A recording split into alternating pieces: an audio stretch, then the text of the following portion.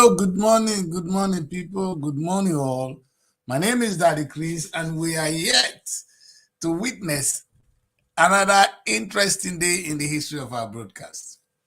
It is all about elections, elections, elections. What is elections?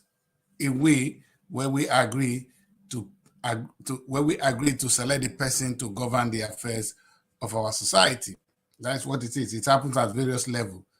Maybe even if you belong to a club, you do elections. If you have a state, you do elections. In Nigeria, we have elections. Even in FIFA, we have elections. Now elections, elections, elections. Over the years, or in Nigeria, election has become the most important thing. Yes, I agree. It's important to pick who govern the affairs of our state. I think it's very, very important. That's where we select the best. Or we follow a direction based on their ideas. But like I asked my colleagues, all those who have been coming to my show, I always ask, do you people have a political ideology? Do you? Those people trying or asking for your vote, do you understand what they really stand for? Or all of them are saying the same thing? I'll give you water. Do you need road? That place that has been abandoned for years, I will do it. So that's what you've been hearing. And if I'm sure you guys are clapping for Baseki for constructing good roads. In my former governor of Delta State, he was called the road master. I'm bringing it home. And just 2 days ago, the Edo people elected a new, or whether they selected or whether they elected, in any case, they picked on Monday as the new governor of the state. Like it or not, welcome, sir, more TV. You like it or not, there is certainly a wave going on. What is only concerned to me that decreased this morning, and which I want to talk about, is how much energy we spend in trying to pick the person who governs us, and how we relax after the election. So it's like you gather money to go and marry a beautiful woman. Look at Mary now, she's beautiful. I would look for the money in the world to go and marry this girl.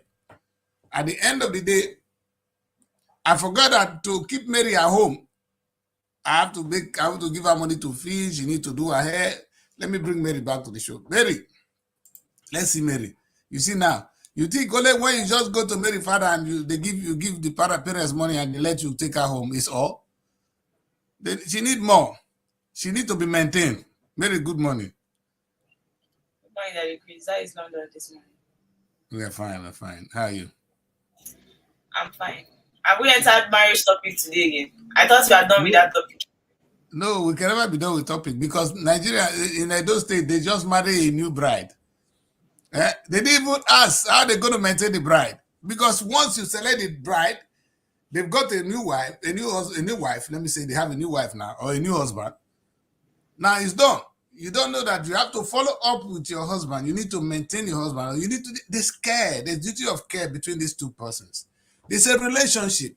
When election takes place in any society, a relationship is ensued. And what that relationship is we are not going to live together. We have to understand one another. We have to work together for the progress of the home. The question I asked Nigerians this morning is, do we work with our leaders? I'm talking to Nigerians as a whole now. Do we actually work with these leaders, or we expect them to do the needful? And the question is, what is needful for them may not be needful for you. During the election, they came to you with one thing. They didn't tell you whatever they're going to do. In fact, when you guys blame Tinubu for this and that, for Nigerian economy, did Tinubu tell you he's going to fix the economy? Maybe I didn't hear that much. All Tinubu knew is that was his turn, and that he's going to allocate more money to some places. And he's going to remove subsidy, which he has done. What has he done wrong, Mary? What did Tinubu promise you? Or what was the agreement with Tinubu that he If you see decided that to what do? has been done wrong, let's say he has done what he said he was supposed to do, right? Then he should step down. Let's say another person come that will fix the country. If he says just about the first subsidy, okay, he has removed it and it is his turn. So definitely, historically, it will always be there that Tinubu was once Nigerian president. Fine, we accept. So if you're saying that he didn't say he was going to fix the country, then he should step down, because I really understand why you tell me somebody is not there to fix the country and the person is still there. Why people are dying of hunger, why people are dying of a lot of things, like people are in pain in the country.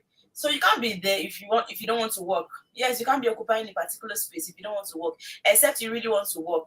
So that's my pain about the whole thing. If you say that his mission is not to come and work, okay, let's say he has actually spent some time, he can step down like the Chris. It's not a bad thing. It's not a bad idea for him to step down, except he's there to do the needful. And if you talk about people not working, right, that is it, we that is not working, or the government that is not doing the needful. How can we work if they are not doing the needful?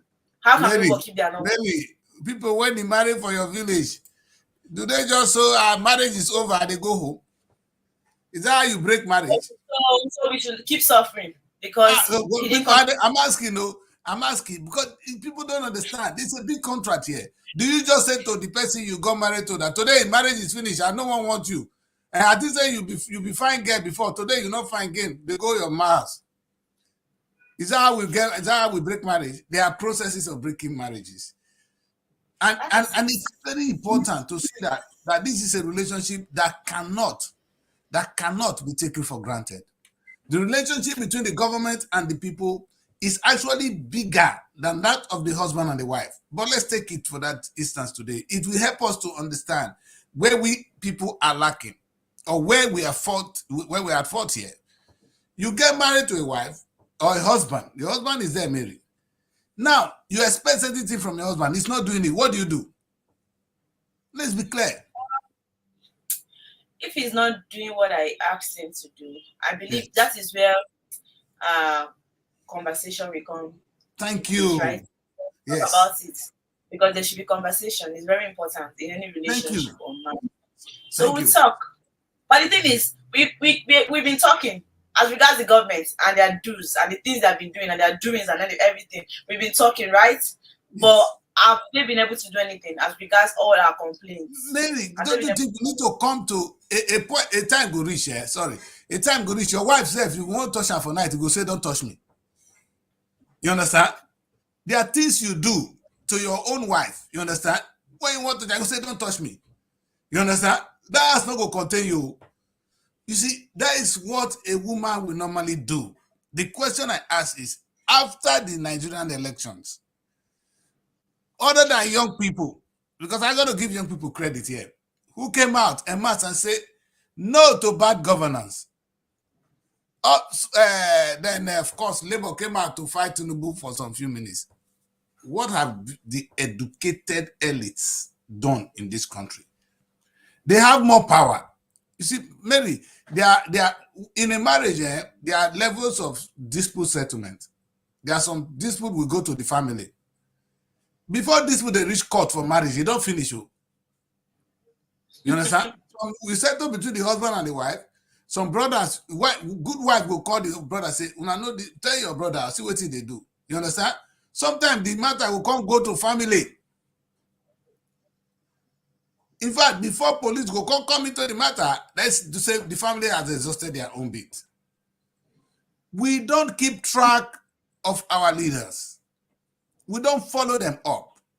And there's so many ways to follow up leaders. Like you said, you cannot beat them always to get the best. You have a husband at home. It's already your husband. Tinubu is already our president. We can't change that. It's not going to happen today. It's 4 years contract. In these 4 years, you might like him, you might not. He's there. You need to work with this man until he lives your life. I don't know why I keep saying 4 years contract. Just say it where it is. 8 years contract. Okay, no. I'm just being nice. I'm just being nice. Otherwise, the man is going to be there.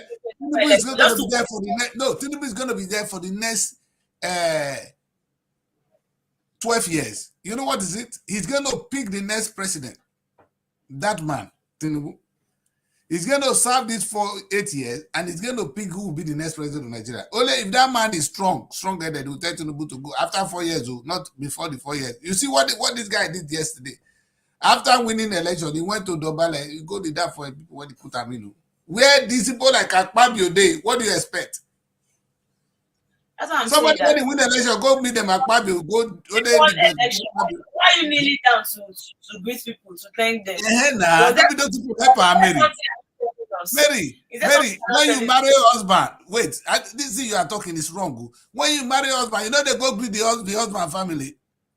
If they call, you not going to greet them. Not be your husband. What's for election matter? I know that I worked for it. I merit that vote. I became the winner. People must work with you. Mary, it's a group work. The campaign was a group work. He worked with some people. You see, Mary, the question is, what is our own as a people? Let me share one video with the Nigerian audience this morning. Very disturbing one. No, I think perhaps it's a good one because I don't think is enjoying. And I was surprised for the first time I saw. You see, Oba Bidi, they know they could see him. It's not one of those monarchs you see every day. Even it's now that you see Oba like this. They know they see Oba they touch in those days. Today now, Oba dance for this election. Oba Seki, we don't know what to tell you. But let's see the dance of Oba first. I never see Oba dance once. We'll play this video 3 times today. Let's take a look at this first minute.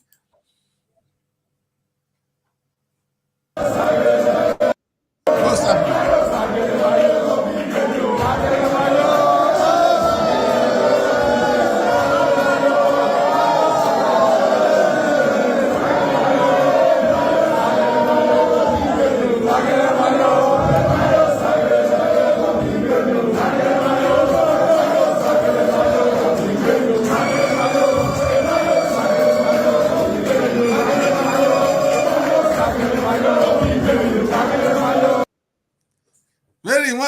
Say Oba don't get swag.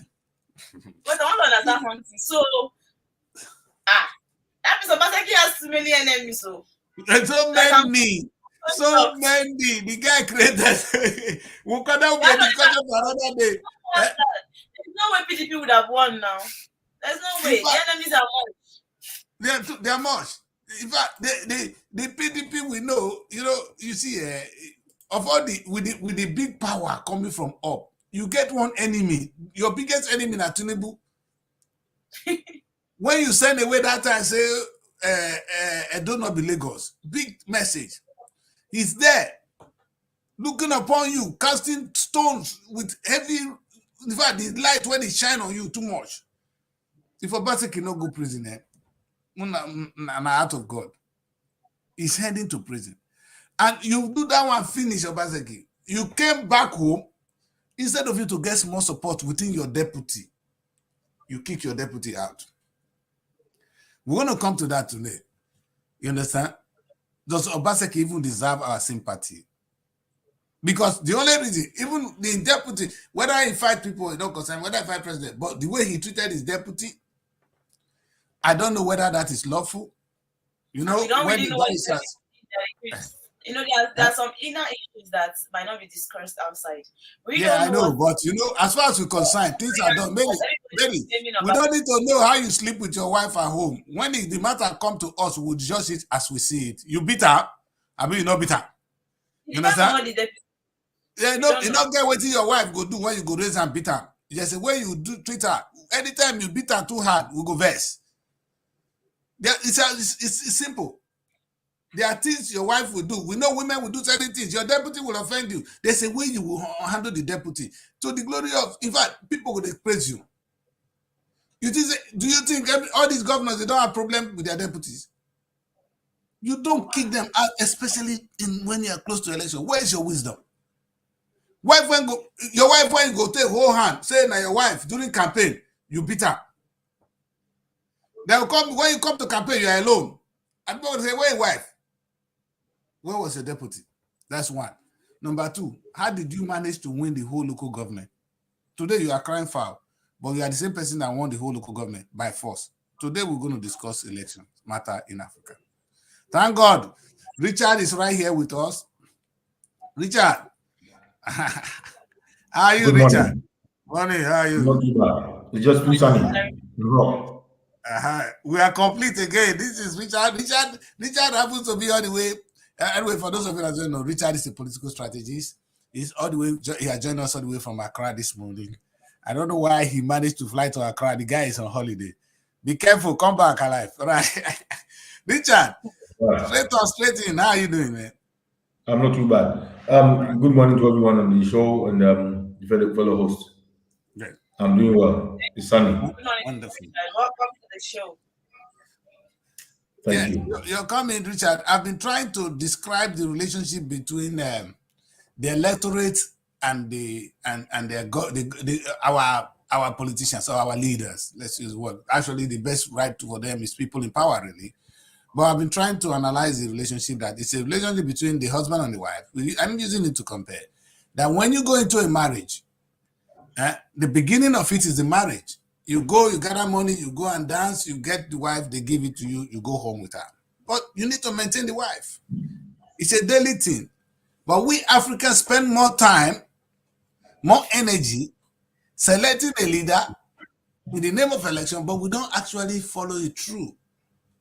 And once they get to power, they are free. It's like the contract now between what happened in Edo State. People are crying. The contract between these two people, between Edo people and their leaders, has finished until another 4 years. How do you expect these people to perform if we don't follow them up? By means, in fact, and it could be peaceful, it could be by suggestion, it could be by working together. But our people forget that the man there need their support or need their monitoring to behave. Richard, your network, I pray, is very strong this morning. Yes, so that is what right. Yes. So my people, my concern today is maybe I'm wrong. Maybe I'm when we finish, we will get to the end of it. I am blaming you, the people, for not supporting your leaders after elections or for not fighting your leader after the election. These are two things you do. You either agree with them or you disagree with them. But there is still a marriage, move on. Couples fight, they break head, but they remain in the marriage until it is over. Of course, in marriage, there's no over in it. You understand? But this contract of 4 years, it can be well treated and we'll be looking towards the 4 years. Richard, what's your take on this? How do we Africans, especially Africans, address or approach the issue of picking leaders and working with the leaders and seeing that they do why they are there for us? Right. Good morning to you all again. Good morning to fellow listeners and people who may be listening to us further on the line on YouTube or other social media feeds. First of all, we have a fundamental problem with the understanding of what people do or what people anticipate to do when they head towards the ballot boxes to elect or choose who to vote for. Because of this block in between the choice and the voting, which cannot be put together, because there's the process of selecting or choosing the person you want to vote for and heading towards the ballot box to vote for. How do our brothers and sisters in the continent or on the continent decide to vote for someone? The irony, which is supposed to be clear, but I'm not going to use the word apparent, because it's apparent when you know exactly what is going on. To choose a leader, to choose who you want to vote for, is absolute. It's not any halfway. It's absolute about what you want or what you have encountered or received from that particular electorate or candidate. It is not about what somebody thinks. It is not about what some people hope is going to happen, or it's not about gifts that you may receive or shallow promises that will follow, maybe or not. Now we are talking about a term where when you vote for people, the term they spend in office, 4 years, 5 years. This is it seems a very short time, but 4 years is a very long time for people to actually mess up economies and people's lives. So the first thing is knowing exactly who you're voting for. And make no mistake, when people present themselves for to be voted for, it has so many branches. One of the branches is their own personal lives, their personal lives, because they as soon as they give themselves up or they present themselves for elections, one thing they are doing at that particular moment, the decision they've taken at that particular moment is to forego their personal life. They don't have a personal life anymore. So the aspect of public life sets in. When someone have a public life, they become responsible to all the public, everyone in the public. They are not private businessmen. They are not staying on their own. They decided to serve the public. So their lives, their home lives, their working lives becomes a public life which is subject to scrutiny. That is the first thing. If you're voting for someone and you cannot actually attest to the fact that they have a life to emulate, or a life to make as an example on what they aspire to be, what they are going to, where they are going to. This person's position, apart from the political responsibilities, is not only going to be what they do in their office as politicians, but their own personal lives as a public servant, and that's what they are. When there's one important point I'd like to make here. When electorate or candidates understand they are public servants, that word seems awkwardly used because of remunerations and respect. Because we normally refer to public servants as people. Our understanding of public servants are people who work for local councils and so on and so forth. In fact, the president is a public servant. The governor of Bank of Nigeria is a public servant. These are servants to the people. If you intend to bring a servant to your home to serve you, the servant must be ready to listen to you. Absolute. The servant is not going to decide which part of the house or the property they're going to be able to claim or service in what days and so on and so forth. So the main understanding where I wanted to draw this line right here on this first question is the people must understand the people they are going to vote for are their servants. You treat your servant fairly, and your servant will respect and listen to you. They don't come there to to decide, or they don't come there to discuss what can be done or what cannot be done. This is done before they come to your home. Once they accept the job, once you put your finger on the ballot, your thumb on the ballot paper, is a contract. The contract is you will serve the people, not the other way around. Yeah, You but, will not enrich yourself. but Richard, than- many times, we actually demand something from these people before we vote for them. We say to them, hey, if you want, I'm going to vote for you, but hey, I need so amount of money. In Nigeria, for instance, like what happened in the last election, vote buying was the order of the day. And now people are crying now, but what really happened was vote buying. The politicians were there with some 30,000, 25,000, some case even 3,000 naira. Vote for me and I'll give you 3,000. Vote for me and I'll give you that little amount of money which cannot even buy you an ice cream. But that's what happened. So if you already collect money from them, or you collect money from them before you vote, meaning there's the contract has been, you've got your own part of the contract. He cannot go and do his job and get his own. The contract is no more because of what he's supposed to do for you as a civil servant. Because he has given you money anyway. Where did he get that money to give to you? What moral stand do you have to ask him now? Oh, you must do this, you must do that.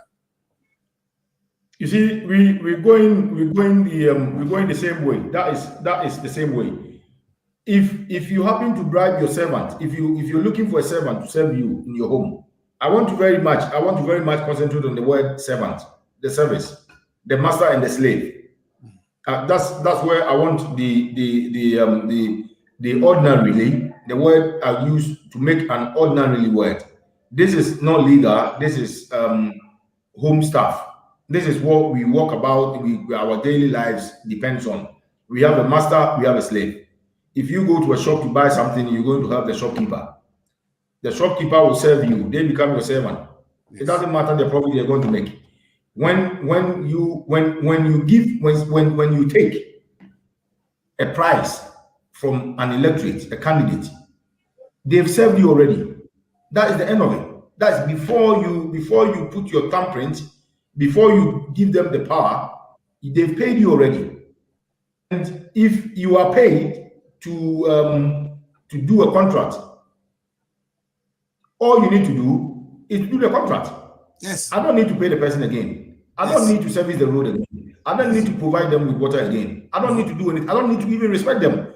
I don't need to respect them. I am not obliged to respect them, because the table turns right here. Where the table is turning is now they come on top of you. They become the master and you become the slave. Agree. Mary, so in the last election, the story that reached us, let's be sincere here. The master issue does not apply anymore, because what our brothers and sisters don't understand is the power of their thumbprint. You don't understand it. Yes. You don't understand the meaning of it.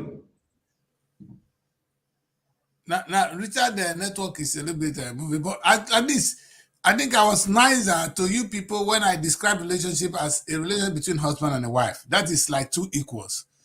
But the truth is, Richard is coming from the angle of the servant and the master. You understand? Which is even harsh. No, let's give them more credit. Let's have Richard back. All right. Richard is harsh. He called them out, but that is the language. They are actually our servant, who eventually become our husband. You know, in a home, either you have a house girl who serves you. Now your house girl or your houseboy has become your husband, maybe. That is it. There's a way you conduct yourself with your house help. If, for instance, now a situation where a house help, a male house help, sleeps with the wife at home, he becomes a husband. He has authority. Do you understand? Because the respect has been taken away. Just by sleeping, it's the same person, but you've disgraced yourself by opening your legs for that man. And have you seen stories? Anytime you watch, even in Nigerian films or in any African films or any films around the world, when the man have access into the wife, he becomes the boss. There's a quick turnaround. He begins to demand, give me good food. He sits like a boss. He's no more a servant. And why? What's the cause of it? Is he not the same person? Maybe you are still paying him, but you have lost your respect. You drop your value down. The relationship turn around immediately. That is what Richard has been trying to educate us. So we are at fault agreeing or accepting a penny from somebody you expect to work for you. Perhaps we don't even understand who these guys are. Sometimes we say, oh, the next thing you hear is siren. That is against the law.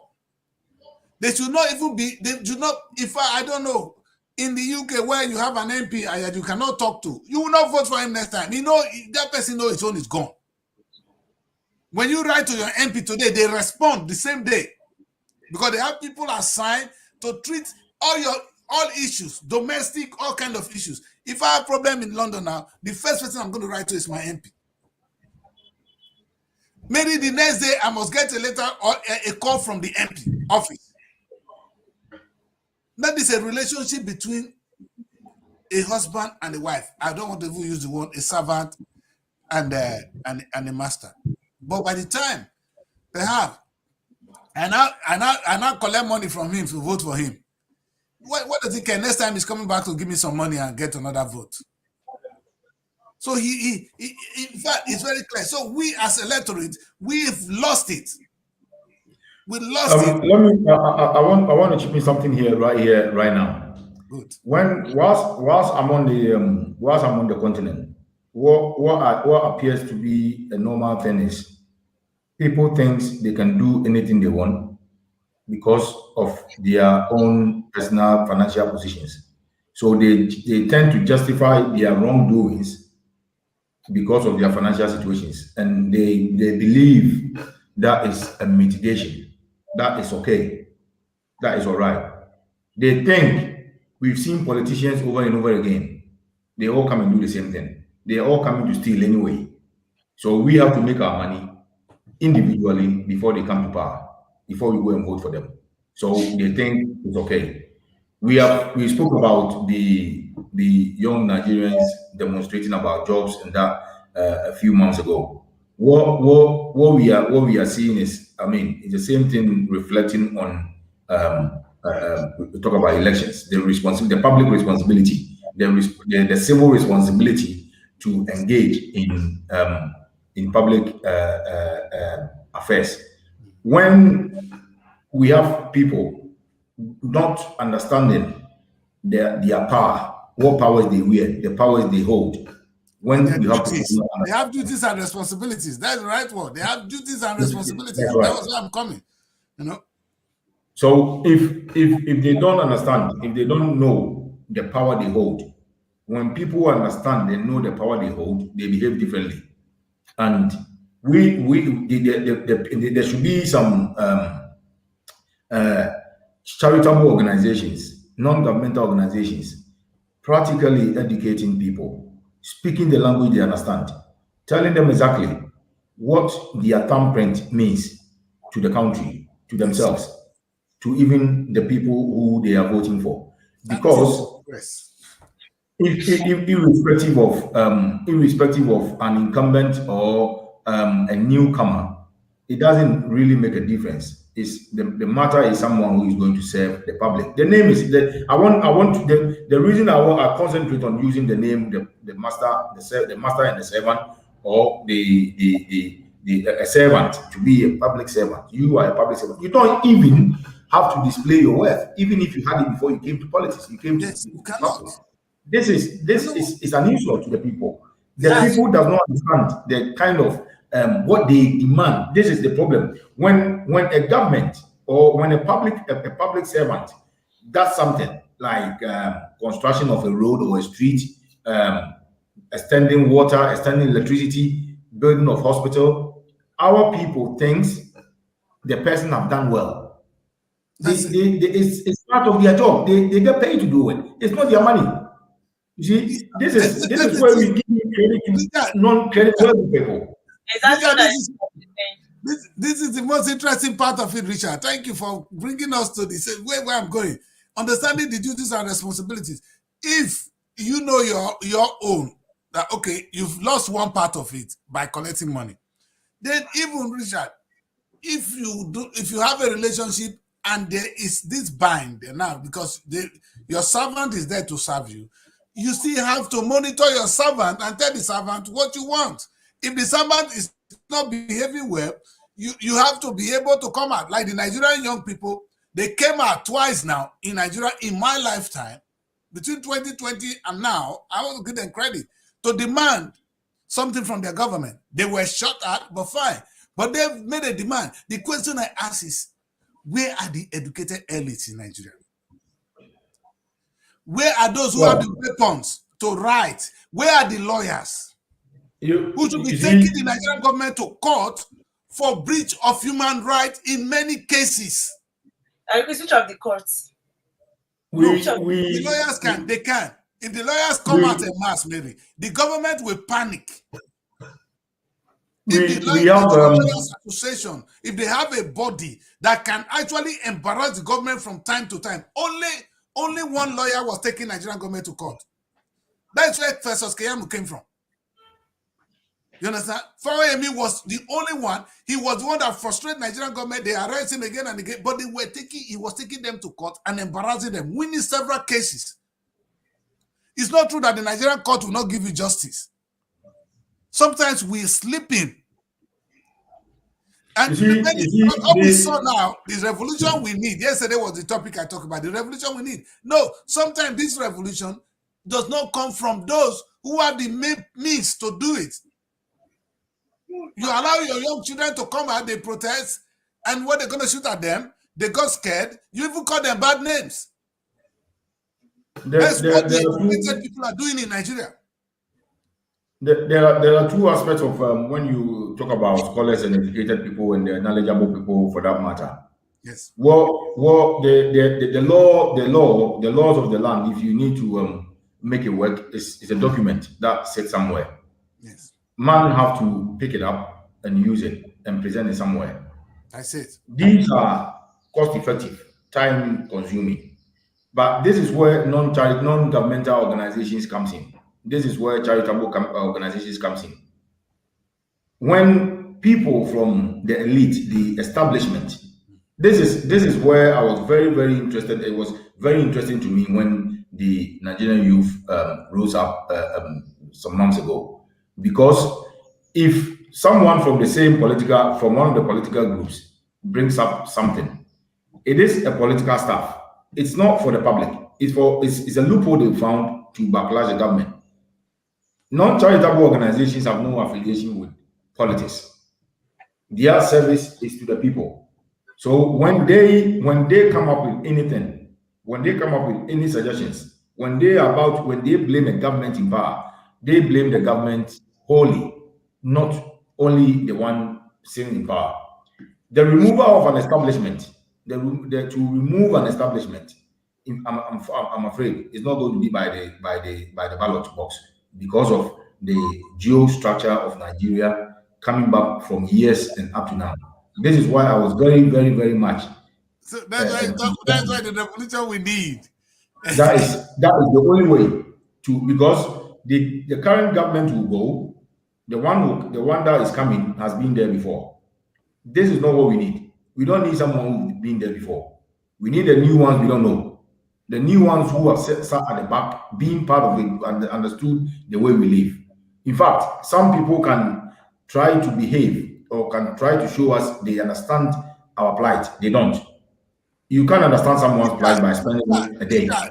Richard, I'm afraid I want to correct you here. Let me say this. Do you know the current president now, Ahmed Tinubu, was among those fighting Abacha, fighting for democracy to come back to Nigeria? He was in England here with a lot of very many of us, fighting to make sure that the military regime leaves Africa, leave Nigeria in particular. Today is the president oppressing people. You see, he led there's Nadeco. Tinubu was instrumental to the days of Nadeco. Many people may not even know. He was very good, claiming to be the man of the people. Look at him today. He went into Lagos, became a governor, looted the state. This was a guy here who was broke. Richard, when he was in London, he was broke. Now he went back, became a governor. This is the same. This is a similar thing. It's the same about talking about how do people choose their leaders. There are people's morals. The morals of people is on one side, and their interior motive is on the other side. People who aspire to be advocates, human rights advocates, championing people's plight and those kind of things. There are several positions or places when you are being to show your concerns, to show your initiations. You do not jump on the front line. That is one thing. This is where interior motives comes in. Some people mention all the wrong things other governments have done just because they want to be on the front line. If Tinubu was genuine, he wouldn't have joined one of the existing parties. The same parties he's been blaming, the same political parties he's been blaming. These are the only ways he can come back to power. He can get power. He cannot practically establish a new party and come to power. He knows that because he knows there's an establishment. This is the word that needs to be removed from African politics. The establishment, the parties that have been in power over and over again, we can clearly see what they've done, which is absolutely nothing. So what makes you think the one before on the same ticket did not do well, but the new one on the same ticket is going to do any better? No, it's not going to happen. We are just going round in circles. These people say what they want to say because they want to come to power. Tinubu, apart from everything, even with good conscience, is too old to be a president of Nigeria. Tinubu is not even fit to be a president of Togo. Nigeria is too big for him. He needs strong men. Nigeria is too big for Tinubu. He's a public affairs analyst. He's a Ghanaian. He's a big barrister in the UK, so he's talking from the point of authority. Richard, can I ask something? Your light, we can't see your. It's like maybe we need to off one of the light behind you so we can see your face more. It's actually helping your back than more of your front. Conventional lighting tell us that. All right, the light should be in the front of you. Okay, we're still not getting what we want, but the lights seem to light the back more than everything else. I'm not happy. You need to see your face. Let's work on that a little. I will bring Richard right back. Richard, try and maneuver the back a little bit. We'll bring Richard back. Listen, we are in for a war. No, the truth is, Richard is really here because he's talking neutral. He doesn't even know most of these people, but all he knows is that Tinubu, he knows you. And I can stand Tinubu to say that you were in the UK during the time of Abacha fighting through Nadeko to restore democracy to Nigeria. Well and well, you did well. The democracy was eliminated thanks to the work of hard people. It was not only you. Don't forget that. We're all working with you here. But this is what happened. You went back to Nigeria. You became the governor of Lagos State. I don't know what Abacha was doing wrong that you think you've not done wrong. This is a mistake. What democracy means to us. In fact, I really want to understand. Let me bring Richard back. Richard, we have to go with it as it is. Is that better now? Yes. Yesterday, I was talking at length about that what democracy means to us. It's a little bit different. Democracy to us is periodic elections. Oh, this one is finished, the other one come. After 4 years, you change, you vote again. After 4 years, you vote again. Is that what democracy means? No. In the UK, like I said, we don't vote for the king. But there's still democracy in the land. Because the government is accountable to the people, and the people know, because the democracy means the government of the people, by the people, for the people. Not the way we vote them in. Okay. Since we are in a republic state, it's important to vote, select who govern the affairs. But what is the relationship between you and your leaders? That is what I want this show to be all about. The relationship we have established, or we claim to establish between ourselves and the leaders. Yes, because they've weaponized poverty, so we are not poor, they do what they want. So that is one thing, they get away with that. They can defend it because people are poor. But the point is, the relationship is what makes democracy. Do you have a relationship with your electorate, Nigerian leaders? The answer is no. You'll be surprised that a king who is not elected, who has sent a throne, have a better relationship with his people than you. What is democracy?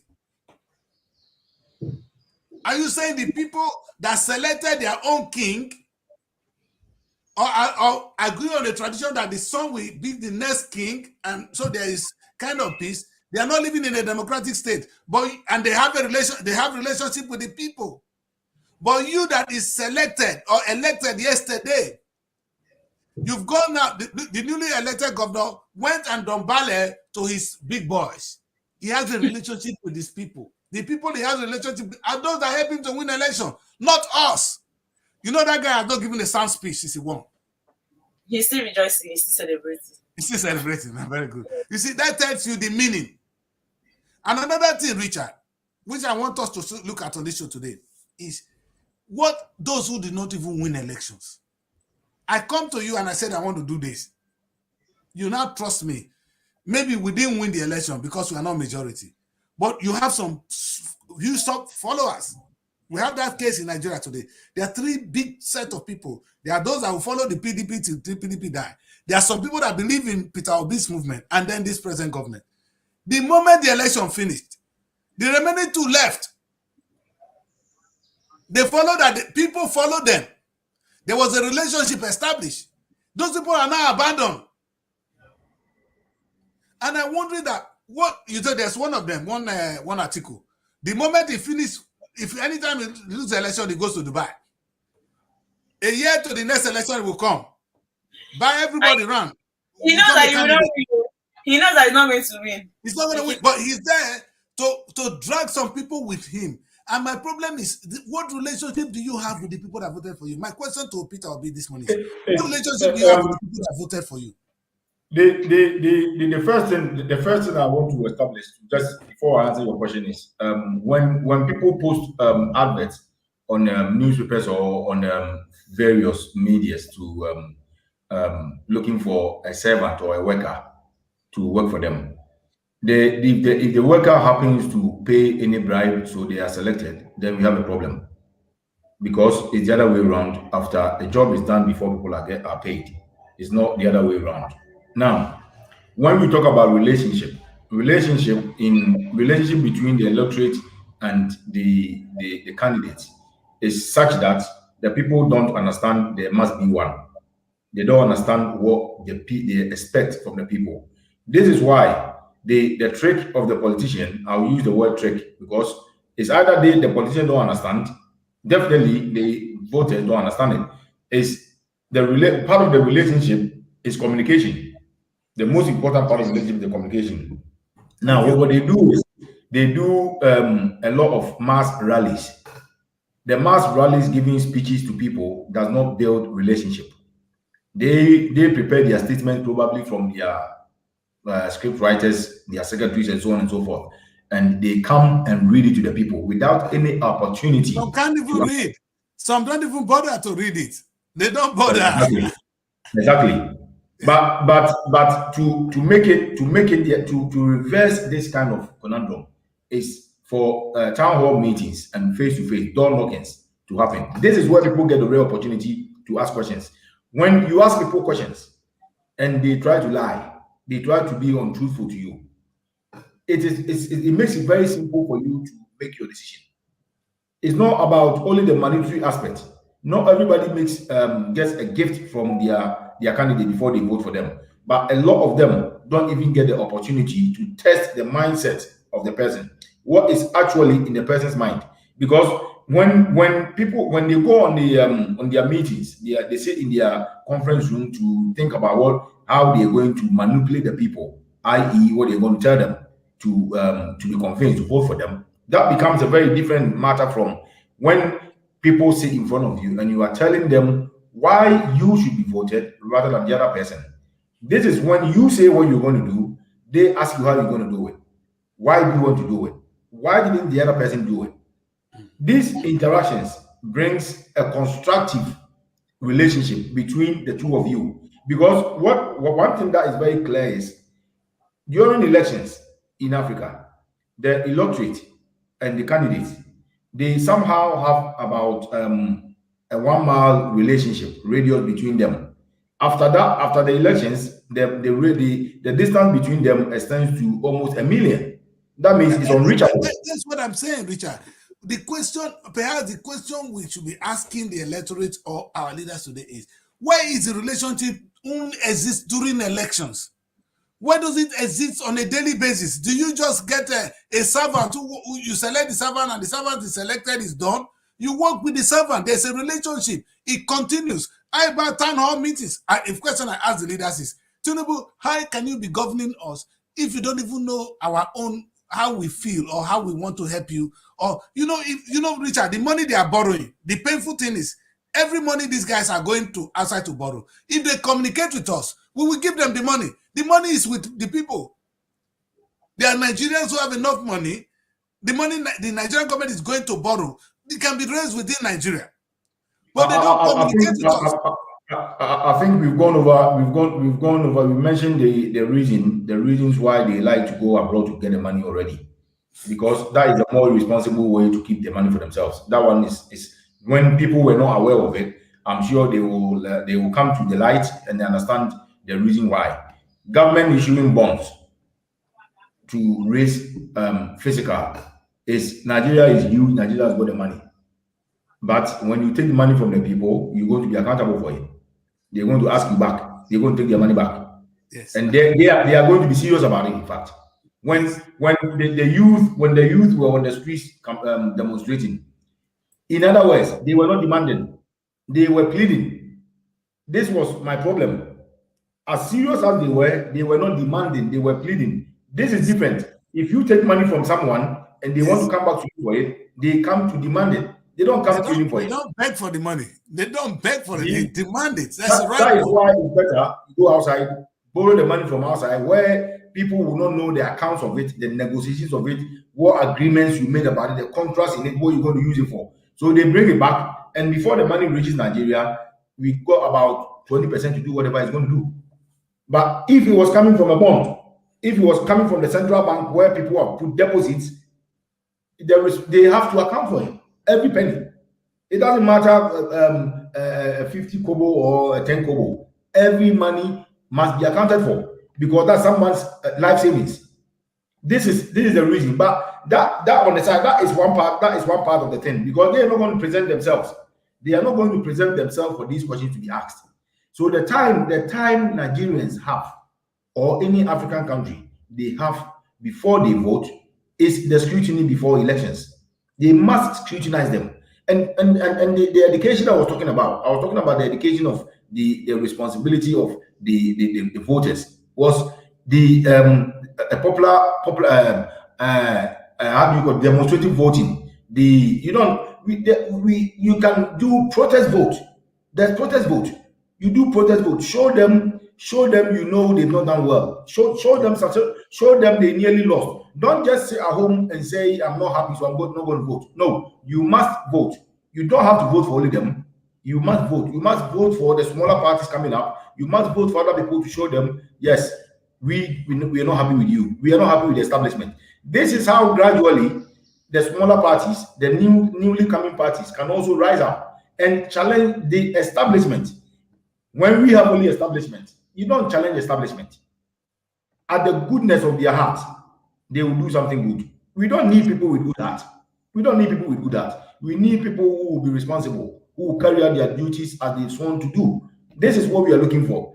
The difference, when our fellow Africans understand the difference between pleading and demanding, it's not the same thing. Not all the time when you ask someone something is demand, and at the same time, not all the time is pleading. We need to know when we plead and when we demand. African youth, Africans, the public must demand. If they need to give appreciation, they don't give appreciations for projects that have been borrowed in your future against your own future. These projects we see what do you suggest? against your future. Look at the landscape of Africa. How do we really demand from these people who have no ears? Because they've shut all communications between us and them. I'm talking of during the election is one. Even when they get to office, Richard, the communication, like you rightly said, becomes a million mile. So how do you demand from somebody who is far away from you? I'm sure none of them have seen Tinubu since he became president. Tinubu was going around the whole villages begging for vote. Has Tinubu gone around Nigeria again? No. He has won. He's now in Aso Rock. He's a million miles away now. How do you demand from those people? There are two ways. There are two ways to deal with this, the demand from the people. The first one is before they come to power. The interaction, as we mentioned, the interaction. When someone stands on front of a rally and say whatever they want to say to you, irrespective of how close you are to the man, you are not close to him. You don't have a relationship. Yes. You are not demanding anything. You did not even ask him a question. You didn't ask him a question. He said something to you. You didn't ask how he's going to do it. You didn't have the opportunity to ask, but you still voted for the person because what he told you was enough for you. This is the beginning of the distance. Now, he couldn't give you the opportunity when he demanded your thumbprint, your vote. He couldn't come down to your level for you to ask him questions. Now that he's got the power already, what do you expect from him? It's obvious. That's a good question for Nigerians. But they campaign in their own way. Tinubu, were inviting Tinubu to come for a debate. He said he doesn't do debates. American president, nobody will become American president without a debate. Because he's telling the people, I'm not responsible for nothing. That's what he's saying practically. Because yes, and it happened in my state. The guy that won didn't come out to debate because he cannot face the debate. And these are the daft. The people that, if they have nothing here, they can't face debates. Because that is life. That is life. That is life. That is the person asking you the question right there, right now. If you know exactly what you are going to do, if you have any good intentions, if you know, knowing is one thing and having good intentions is another thing. Not just occupying the position. Yes. As I've said many times on this show, the job of a president is very difficult. It requires strength. It requires a mental stability, physical strength to do it. You don't, it's not about having secretaries and ministers around. It's you were voted for. None of your ministers was voted for. It's you. You appointed your minister to work with. So the bus stops with you. Now, to create the relationship is not created when people are in power. You can't create relationship with people in power. You create relationship with people before they get to power. If you wait for them to get there before, you can't get it. You cannot get it because the distance become even wider from you. What you need to do is that they have to humble themselves. They have to come to you. They have to explain to you. You have to ask them. This is where the humbleness is what they will take to power. If they cannot humble themselves before or while they are begging you for your vote, if they cannot humble themselves, if they cannot subject themselves to scrutiny, to your questions, to your concerns, how would they be able to listen to your concerns when they already have the power? We don't campaign after elections. We do not campaign after elections. We campaign before elections. After elections, there's no campaign. So if we sit looking around, waiting for them to say whatever they want to say to us in rallies, where they put people in buses to make the rally look like they have too many support, that's not a problem. Let the supporters go and vote. Let the supporters who've been bad go and vote for them. I'm afraid along the line, people will be starving. People will die for health reasons, for financial reasons. But in the end, people will have to sit upright. People will have to understand. No one has the paternal or maternal responsibility to become a public servant. It is a job that requires your skills, your dedication, and your strength.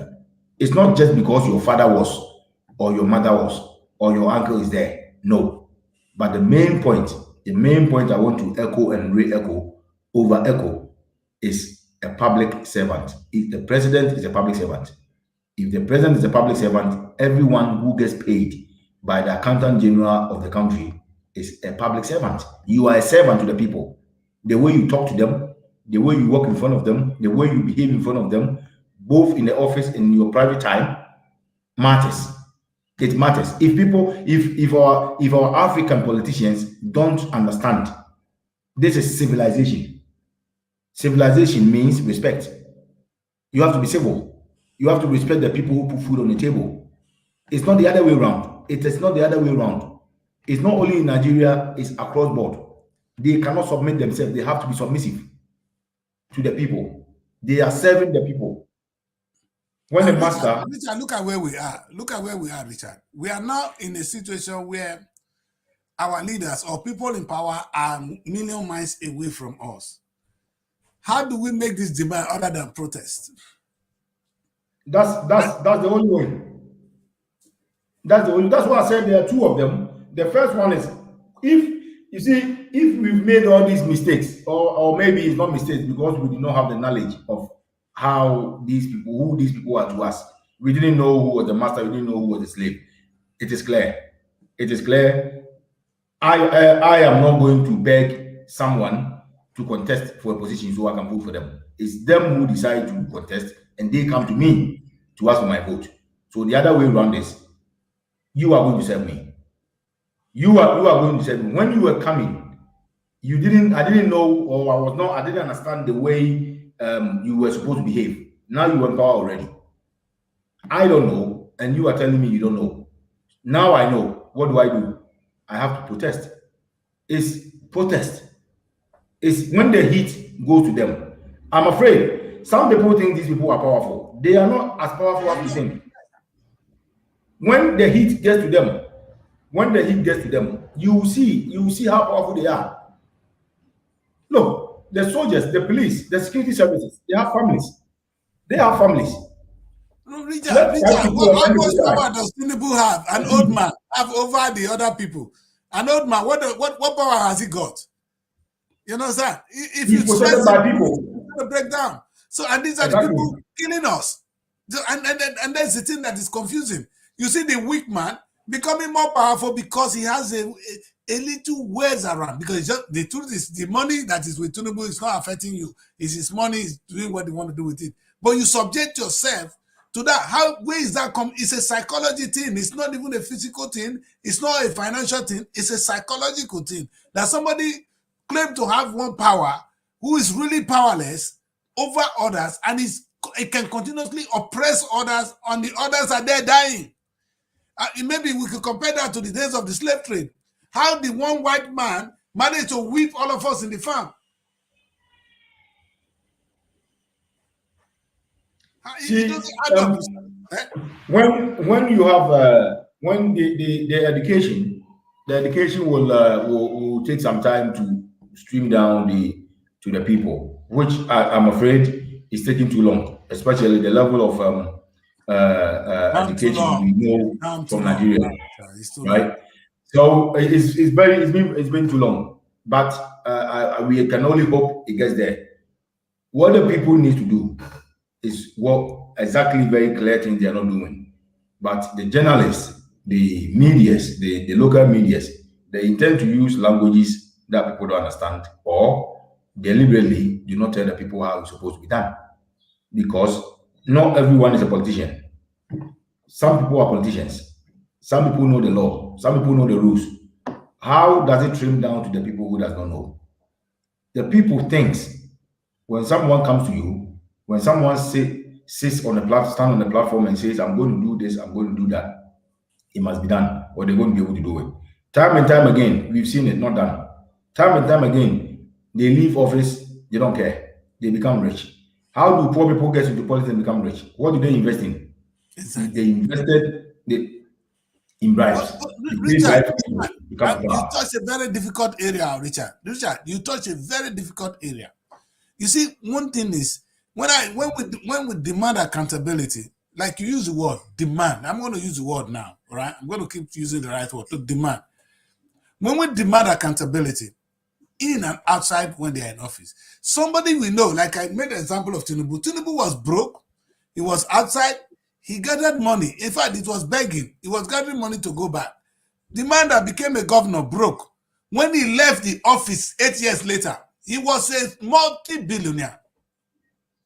And the question is, where do you make all this money? What was the salary? And the same thing, even in my case, in my place, they will become governor for like 8 years and they run for president.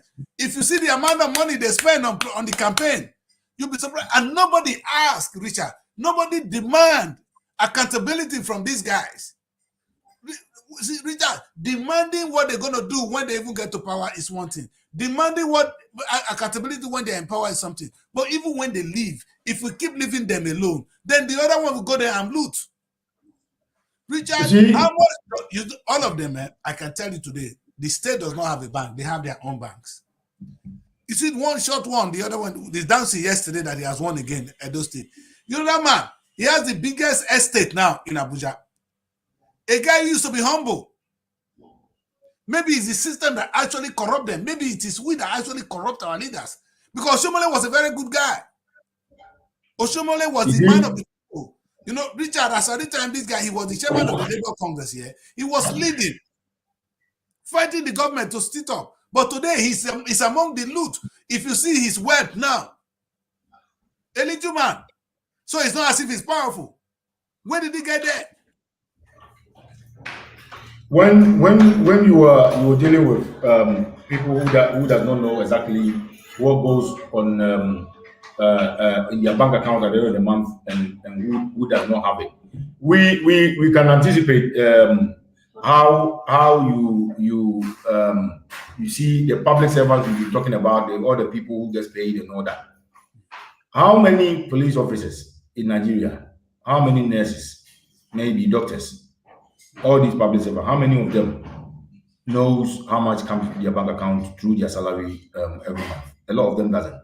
It's only the military, maybe, who are not actively involved in the public that might know how much comes to their bank account. This is going up the line. It's going up the line all the way to the president. Probably don't even care about their salary at the end of the month. They think the civilization, the civil things the Western countries does is somehow stupid. I don't know. I do not understand it. The Prime Minister of the United Kingdom, the USA, the Germany, Japan, and so on and so forth, these people's salaries are there for everybody to see. Their salaries and their benefits is there for everybody to see it. When you decide not to be transparent, there's a reason why you don't want to be transparent. Exactly. When people want to do the right thing, they become transparent. Chris, it's obvious. If you live with your wife in your home and your mobile phone, you decide not to let your wife touch your mobile phone, it doesn't only mean you are having an extra affair. It means you're having a dodgy business on the side. It's not only about women. It can be also dodgy business on the side. None of them is good for nobody. Now, when we have a responsible governance, the people have to find out how many people knows Tinubu's wages every month. They don't know. They don't even care about. What they do is we think he's rich, whether he was borrowed or it was done some other way. When you have this streamline coming from the bottom to the top, when something have to come from the top to the bottom rather, then there is another problem. You can do it that way. It should be people trying to force them, demand. They need to make a demand for them to be published. It needs to be published. It's there. If it's accurate, it should be published. If it's not, they have to do it by force to get it. You cannot sit there and think they are getting paid that dollar or that dollar. It must be published. We need to know. It's not their money. If you are getting paid and you think you are too rich for the money, if you want to give it to charity, that is your business. That is something else. What we are talking about is responsible. We need to know how much money is leaving the Accountant General's office. We need to know how this is accountable for. We need to know why they were not paid this month. We need to know why their payment is not coming. These are standard things. This is not something we are going to make a demand on, because it's neither here or there. This is a starting point. The demand. There's no pleading here. Yes. There's no pleading. People have to know. You use the right word today. It's time for us to demand. You understand? To demand. And these are simple information we're asking for. Yesterday, I was talking about giving out this information. And demand. Our people, this comes out to your role as an electorate. You are a citizen of a country, meaning you have a stake in the business of that country. That's why you are given the right to vote. Your vote is one of your money. That one of the stake is a shareholder. It's not one of. It's your actual take. Yes. It's your actual take in the country. Exactly. So if you are slicing the country, you have because you have a vote. That is why you are part of the country. Yes. So a situation where if you don't have anyone, just destroy the paper. If you don't have anybody you trust, just go there. Just go there and stamp anywhere you want. Just take the paper and vote. That is your money. At least it's your money that printed it. At least. This is part of the civil protest. It's a protest. No politician is going to advise you or is going to campaign telling you try to go to the polls. If you don't want to vote for me or you don't want to vote for someone, just stamp anywhere. No, they won't say it. But that is part of the process. The voting, the civil responsibility is go to the post, get a voting paper, a ballot paper, stamp somewhere. Nobody forces anybody to vote for that someone, but your civil responsibility is for you to take the paper and use the ink, put your stamp somewhere. Because these people, the arrogance comes from the intransparency, the non-existence of transparency. The people who go there to make money, because they go there to make money, they cannot be transparent. They are able to do so because we refuse to do our own part, because we can continue to blame them. Now we know. In fact, there's a saying that absolute power will corrupt absolutely. If these people, you know that you even give a child something to take and the child is not asked question, what are you doing with it? What do you do? That's why we are parenting. Sometimes you need to monitor what the child is doing with any money you give to the child, so that it's not because you don't want the child to have access to it, so that he doesn't abuse it. We are failing in our own part as electorate to tell our leaders, hey, what is this? What is going on here? What is going on here? Only at the beginning of election, we do a little bit, then we put them, and then they go a million miles, and we don't tell them to come down. From that million miles, they are there. They're always there, Mary. And you see the various crime fighting organizations. The various crime fighting organizations. I'll concentrate on the financial one, the one that fights fraud, corruption, and all that. For instance, in Nigeria, these institutions are the people who are supposed to fight against the government, because they are not supposed to be working for the government. They are supposed to be working for the state. But they are elected, they are appointed by the government. How can you fight? They shouldn't be appointed by the government. It should be established by the government. What the police doing? What's the police doing? What can the police set up do the job of the financial crime? If they are not expert, train some arm of the police to do so. Why do you appoint some people and say the AFCC? Where are they coming from? The police officer don't know his wages. The police officer don't know his wages. The police officer don't know. The police officer is only there because he's got the uniform. The uniform is very important to them. When they have the uniform, they make more money than what they. That's why they don't care about it. This is where I'm talking about. The only people you can trust in this on this continent is the people, not the public servants, who does not accept the fact that they are servants, but they think they are masters. They are public servants. They are servants. But this is why I said, Richard, but we must understand that we allow them to become master because of our inability or because of our failure to do our own part. Because if a wife, like I already said, if you have a family that is firm and you apply a servant, the servant will do his duty until they see finish. There's a language we see finish. It depends on the see you finish. If you don't collect money from them, you make your demand, you are firm, your stake on your life, they will be scared.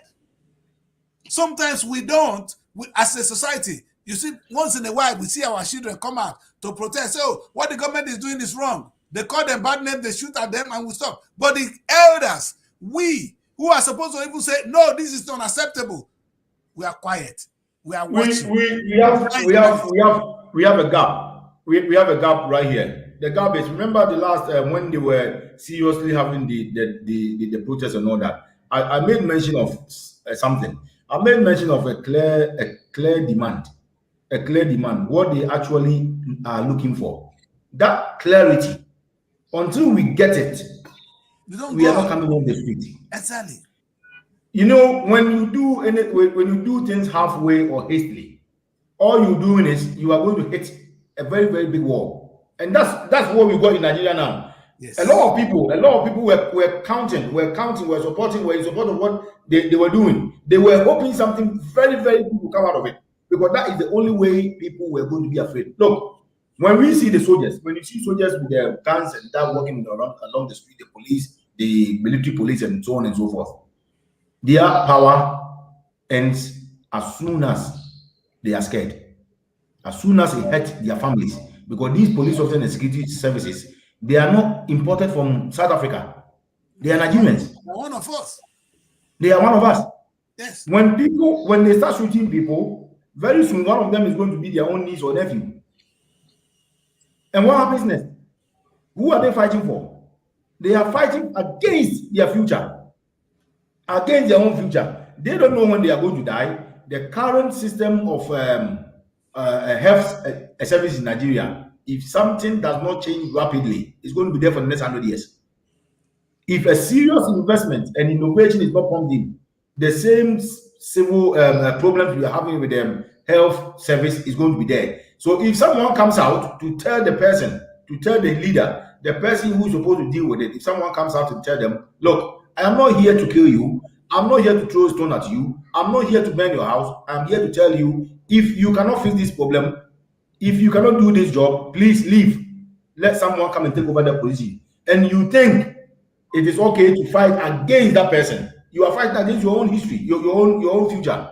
Because you will get there, you will go to pension, and the money you stole or the bribes you took cannot take care of you.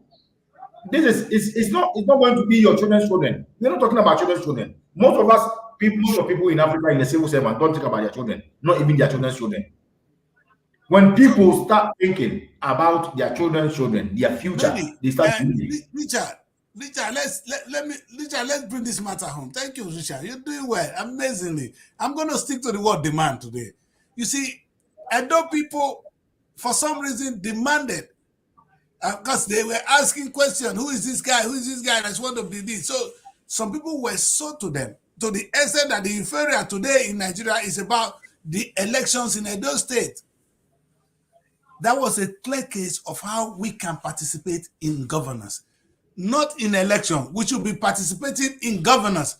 Electing people to office is one of the ways. We made a demand. Look at the whole euphoria now. Even the Oba and everybody are now demanding because they want something good. But the question is, once this man is sworn in, will there still be demand? Or he will not sit on the high on 1 million miles and we are here? Perhaps that's the problem, Richard. If the same energy we used to follow this guy now, he's humble. This guy is humble. I'm telling you, he's humble.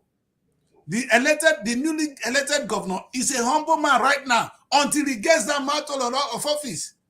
And then he's going to high. He's going to maybe start sleeping with our wives. And then he's going to go up and become the master.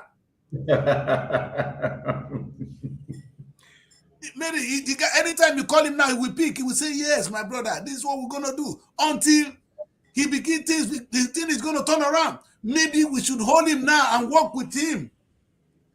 Support him, refuse, demand, and then make the society better. What I'm even saying is, I'm going to use this. Look at, we came up with this music, this beautiful dance this morning. Let me add it again.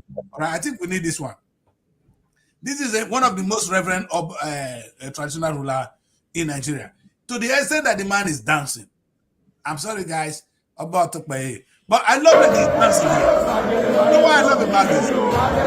I won't play the music. I won't let it be too loud. He's dancing today, which is beautiful. Meaning there is a demand. People are rejoicing. But will this continue from the day he's sworn in? The answer is no. Once this guy is sworn in today, everybody will go to bed. The tide will turn. If the energy we use, Oba, they came to you now because they won election yesterday.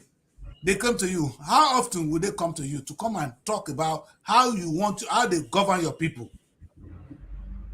This is where institutions can make demands. So why is he rejoicing? Since he knows about this thing you say, why is he rejoicing? No, because the rejoicing is only because maybe he has an enemy, which is fine, maybe. An enemy is gone. But the question is, that's not why we are here. We are here to demand a good governance for our people. Oba, my question to the Oba today is, once this man is sworn in, will you be there to ask him what he's doing to your own people? These are your people. And I talk to the Association of Lawyers. These are professionals. To what extent have you been able to take Tinubu's government to court for abuse of human rights? In fact, when you kill talent and creativity, it's an abuse. People starving to death, misusing our money, is an abuse. You cannot, the lawyers in Nigeria, the association cannot tell me, if they have any, that there are no abuse of human rights. Wait, by the time Tinubu borrow our money and continue to buy yash, do this, and you are seeing this, you people pretend you couldn't make a demand. Is it the poor people, the poor kids who are in school that will come out and you're going to shoot the gun at, that's going to change the country for us? Richard, we need to make the right demands. By the time the traditional institutions are sleeping, the big boys, the elites are sleeping, and of course, market women don't have power. They are looking for food to feed their children. Is it the young people that's going to change the country? Yes, yes, and yes again. Always, the answer is going to be yes. You see, when Obama came to Africa, years back, he made an emphatic statement, but he continued to use one word. That was his demand. If democracy and equality and freedom can thrive, these things must come hand in hand. If you want democracy, there must be freedom, there must be equality, and there must be accountability. And all these can be acquired or achieved only by institutions. institutions are not government departments. They are part of the state architectures to Apparatus. I monitor like that. stuff.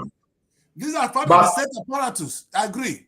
The police is the state when apparatus. government, what they intend to do in our places, even when they establish the institution, they tend to bring the institution into a department, like part of a department, and they appoint. You can't appoint head of institutions. They are monitors. They are monitoring what the government is doing, what the public sector is doing. So if government starts appointing personnel in institutions, there's no point of establishing the institution in the first place. One of the examples is what I was mentioning earlier to do with the crime fighting, the fraud, the organized crime fighting, and the corruption fighting agencies. The government has no hand in appointing these personnel. If government appoint the head of the financial offenses police, there's no point. There's police already. Someone needs to control the police. That is why that institution is there. The establishment of institutions is the only way. If they don't have public, they don't want public. The independence of Nigerian institutions is what we need. That is what institutions are supposed to be. Institutions is because institutions are already enshrined in the constitution. These are monitors. They do the monitors. They are in between the government and the departments, between and the people all together. So they are supposed to be independent already. Their name, they don't have to have the name independent on top of their names, because that's what they are there for. That's why we call them institutions. They are institutions. They are instituted to monitor, to speak on behalf of the people, to explain things, the government behavior, to give their think tankers. Some of these think tankers will tell the government, we need 10 hospitals by the next 10 years because the population is there, the population is there. If the government is taking control of the census, the population census, if the government is the same person giving us the census, the population, the government is going to lie. It's not going to tell us the truth. Because if you tell us the truth, it means they are underperformed. The number of vehicles coming into the country, the number of children born in the country, the number of infant mortality, these are not the job of the government departments. These are not the job of the ministries. If you give it to ministries, they will lie. Because they cannot, you are telling them to judge themselves. Are they going to put themselves in prison? These people are not ready to resign. So these are the reasons for institutions. They don't have any business, no business at all, to appoint heads or personnel in institutions. That crime fighting organization for I forgot their name, for in Nigeria fighting. We have the EFCC, yes. We have the EFCC, exactly. The EFCC. The government have nothing to do with it. Nothing. They shouldn't have nothing to do with it. It's already it's an independent organization, an institution established by Nigerian money, working for Nigeria. They are not working for a particular government of the day. Tinubu will go, Obi will come, someone else will come, someone else will go. They are still there. Their heads do not change with government. Their behavior, their performance will keep them there. It's not because of their affiliation with any political party. If their affiliation becomes with any political party, or if any government, any president is able to appoint a single personnel, not even a cleaner, if the government is able to appoint a single personnel in there, it's not fit for purpose. It must be sharp. It cannot work because we have police already. Police is not an institution. Police is part of the state apparatus constituted to do a specific job. Institutions don't do specific jobs. They monitor the behaviors of government, the behaviors of people, the behaviors of all the government institutions, including the government, the executive of the day. They even have suggestions, and they have stake in parliamentary affairs. They have it. This is why we have committees within the parliament dealing with specific cases. These are all institutions. They are independent. They don't work for any particular government. As soon as they start working for a government, they're not fit for purpose. They're not important anymore. This is why where our demand should also lead to government interference, the government of the day's interference. in institutions is also a problem. It's a very big problem. They shouldn't be part of it. They should be far apart to be able to do their job. Thank you. Yes, Mary, you heard what Richard said. It loud and clear, because Nigeria today, do we have the EFCC? Who appoint our EFCC? Who appoint our? Of course, the Chief Justice of the Federation is appointed by the President. So how can these people be really be able to fight their boss? Because once a new president comes to power, the first thing they do is they change even the chief of staff, army staff, everything, and bring their own people. So the people that are supposed to even do the needful are still working under them, and that is why the system is corrupt. That's why we keep having one problem or the other. Because the EFCC cannot even do anything on their own. Is anybody that Tinubu say EFCC get this person? That's the person that we get. But any other person that is losing money and they don't want you to fish the person out, the person will be there. The person will go scot-free. So even the people that are supposed to do the fighting for us, they are working under the government's instruction. So they can't really. Yeah. It will come back to the same issue of if we expect people benefiting from this rough terrain, this rough environment, if we the public, if we want them, if we only expect them to change their behavior, if we only expect them to reduce their standard of living when they can get it for free, but we expect them to reduce it, we're not going to get there. I'm not going to get that. The demand is the solution to all this. Tinubu will be very happy to instruct EFCC to arrest the people he wants them to be arrested. Okay? Is that how we want it? How many is Tinubu? Tinubu is one person. Tinubu's government, all his appointees, all the powers he's got to appoint people is not up to 1,000. All the powers he's got to appoint people in his government is not up to 1,000. We can be agreed on that. Nigeria is more than 200 million. If you subtract 1,000 from 200 million, what do we have? We are up to 350 million, Richard. Well, let's come to the lower side. So at least we have 150 million people not agreeing with him. And I guarantee you something. 1 million, just 1 million. Let me even come down. 100,000 people on the streets of Lagos, on the streets of Abuja, will solve the problem. No doubt about that. Just 100,000 people on the streets demanding him to behave or stand down. He will do the job. 100,000. That is a very fraction of the population in Nigeria. This is the power we don't know. This is the power we don't understand. This is what we have. The numbers. The people have the numbers. The government don't have the numbers. The government don't have the numbers. Put all appointees of the parliamentary together, the state governors, the senate, the ministers, the public services. Put all of them together. They are not up to 1,000. What is the number of police service personnel in Nigeria? What is the number of the soldiers in Nigeria? Put all of them together. They're not going to be up to 200,000. How many is left? If you take even 200,000, how many is left? The people have the power. The people have always had the power.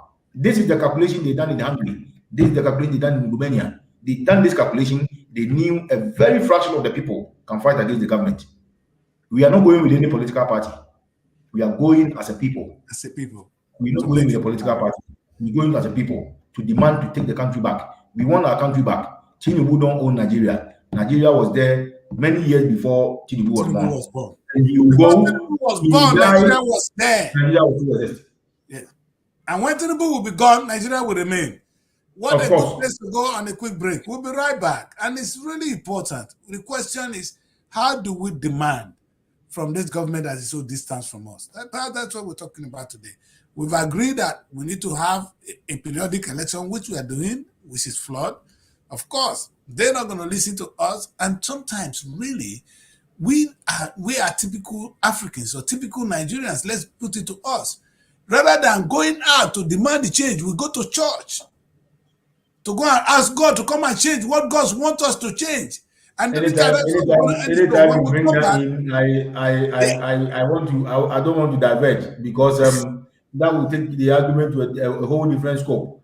which is I can guarantee you is about 80% of the problem. It's not 80% of the solution. It's 80% or more of the problem. But we will not we cannot attribute too much of that to someone's ignorance. Let's put it that way. But Richard, that's the problem. You see, something need to motivate us. Something. You see, and you know maybe you know, Richard. You know what I said a few days ago. I said maybe it's time to tell these religious leaders to now tell their people to come on the street because they seem to have more power than any other problem.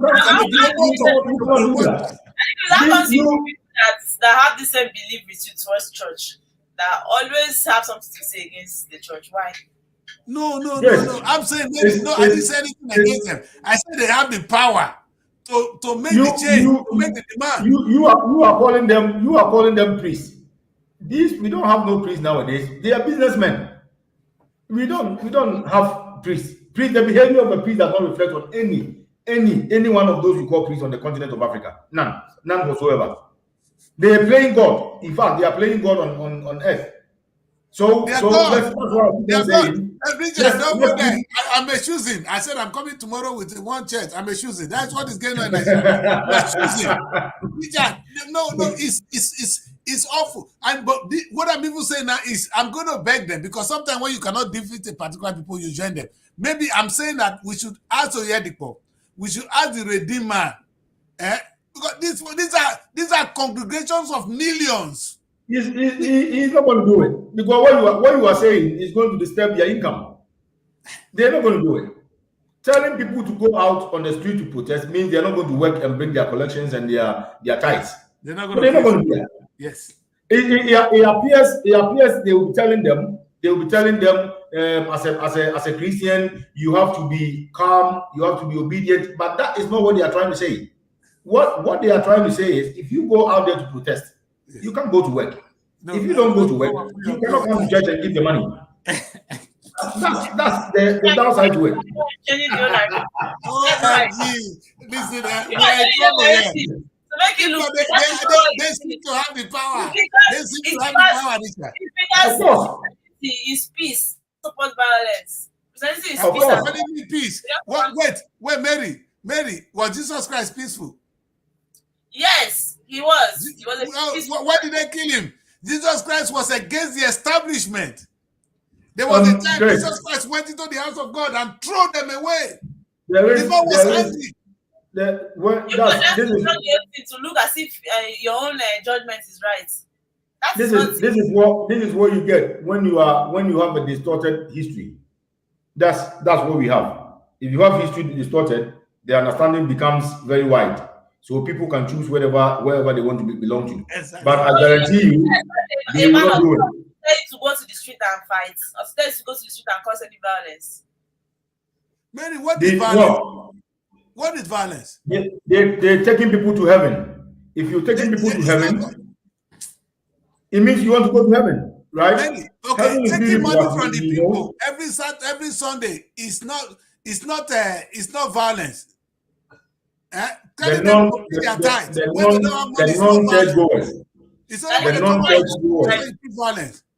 The non-church goers are enough to do it. It's not in the Bible. The non-church goers.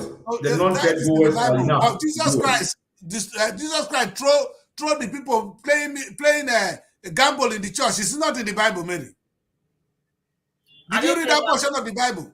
But are they playing gamble in the church now? They're not playing gamble. Mary collecting tithes in the name of God is not gamble. Oh my God! It was a financial fraud. You hit it right there. Look, we are talking about politicians who are not responsible, who are departed, who are parted from the people, because they stand in the pulpit and tell the people what they want to say to them, and tell them it comes from the Bible. They distort the Bible. They turn the Bible around to suit themselves. All right.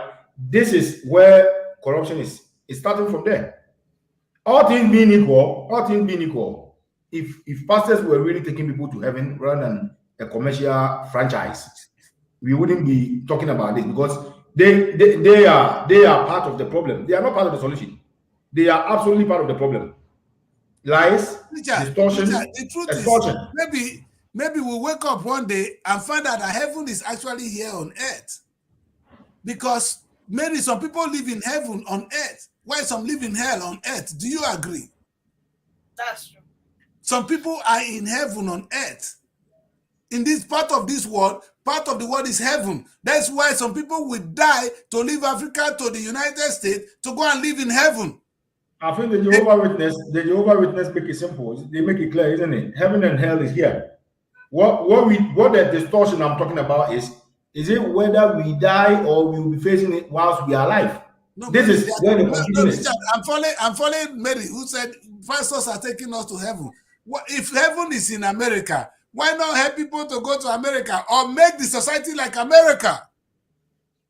That's what God asks us to do. Turn your society. I'm afraid the pastors are already building their heavens here. The pastors are already building their heavens here. Of course, they are building chairs. With their, you see that they are building chairs. They will tell the Muslim side that if you go and die, you have 21 virgins. Wait, you know what it is, eh? They tell a Muslim boy, go and kill yourself, and you get 20. When you go to heaven, you get 21 virgins. Some people have 30 virgins tonight. They can have it. They have money. Money. You don't need to kill yourself. You don't even know if you get it or not. You don't even know if you can get it or not. No, but when you die, with money you can when get 30 you die virgins. And you don't get it, what do you do? Chris, when you die and you don't get the virgins, what do you do? No, it doesn't even matter. At least that is when you die. But what are people saying to them? Like, if you have money, you get 30 virgins today. Of course. When do you want to die first? To go to God. That's why we say heaven is here. Because if the pastor tells if the pastor tells you to keep your money and you get it here, how is he going to get paid? That's true. That's true. No, because if you say you can live in heaven on earth. Mary, have you seen what it is? No, Mary, you know why I know that heaven is on earth? Richard, and I said it again and again. In those days when I was growing up, we say, oh, in the firmament. There's one song I love, I've forgotten it. When we talk about God in the firmament. But today, when I'm descending into Heathrow Airport, you see the whole life. I see firmament on earth. This life is heaven. It's just that some live in hell, some live in heaven, in the same earth. You decide where you want to be, brothers and sisters. Are you waiting for that heaven? If you're a pastor, may God save us. Or you're going to try and be in heaven here. We can make our society a heaven for every single one of us and for our children. We can do so. And if we're going to do so, is to come together and collectively believe like people in the Tower of Babel. Come together and build. We can do so. And the pastor's telling you that you should pay tithe and don't do anything on earth, that whatever you have on earth is vanity, but he has everything. May God help us. Let's stick to the politicians. Because there are two people raping us, the pastors and the politicians, on a daily basis. And we need to correct this. We want to be in heaven in Africa. Africa is a heaven designed to be heaven, but it's hell right now. It's hell right now. We need to turn it to heaven. And that is what we should be talking about. Not the pastors that go to there and tell you you're going to go to heaven. When you die, you rot in. How many people die? Mary, sister, so the bomb that people they die, they never come back. I just talk my own. No. If we die, we've done our own part. Our children will take over from us and live in the heaven that we created for them.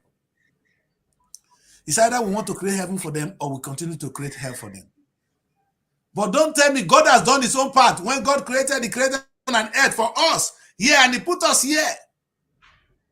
Chris, and it's not for us to turn the place into a better heaven for our children. Yes, this is fundamental. This is very fundamental. But if you bring the aspect of the religion into it, you won't get a response. The reason is that is their basis of existence. That's true. I agree. God has done it. God has done it. He's finished. God is not going to build the hospital. God did not even build the hospital.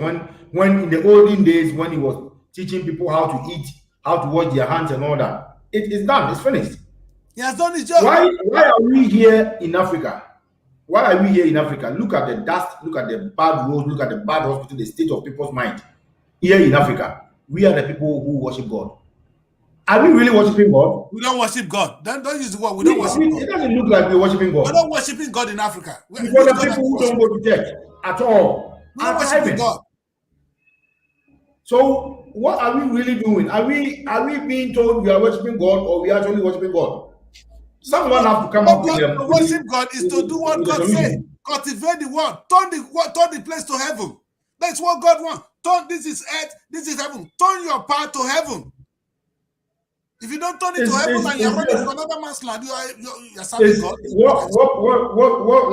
What the people need to do, at least we have people in Nigeria can easily manage 50,000 people who are non-religious or who are not religious fanatics. Because when you have religious fanatics, those people cannot reason with common sense. Yes. They only take what is given to them, and that's part of the problem in the black. We like to take what is given to us without asking questions. If you don't ask questions, someone will give you what you don't want. By the time you know this is not what you want, you are in trouble. If someone puts something in a box for you, sell it to you, and tell you it's a mobile phone, you must be able to open it right in front of them. If you buy a phone in Europe, you go to the shop and they give it to you in a box, you can see the seal and guarantee yourself the box is going to be inside. That is different. If you are buying something on the street where there's no camera, where there's nothing, you must be able to open it and look at it. And look whether it is what is it. All this comes down to where the politicians trick us, because we don't ask questions. We take whatever they give us. Whatever they want, they just tell us. I think perhaps the only reason, maybe one thing we need to wipe out of our system, is to start to preach to us that heaven is here. That the politician is living in heaven, you are living in hell. So let's leave religion. So let us come out and make our society heaven, or get rid of that man who is making you live in a hell. Exactly. That's the only way we're going to get these people to get up. That's why I said I need the pastors to change the narrative in the church. No. You cannot use them for that business. You cannot use them for that business, because as soon as they join your conscience, then they are no longer fit for purpose. Because their purpose is to continue giving the message of going to heaven somewhere far away, somewhere very, very distant. And in fact, only when you die.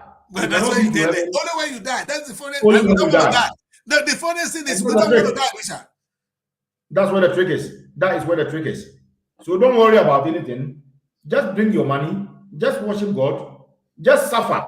Just continue to suffer. When you die, you get all these back. And they say to them in India, that's what the Indian man said, that when I suffer, they want to suffer more, so that when they die, they come back rich. You're insane. You're insane. You see, when there's this Jewish rabbi who gave these two common sense advice. He said, if you are a prophet, make sure when you prophesy more than 50 years ahead.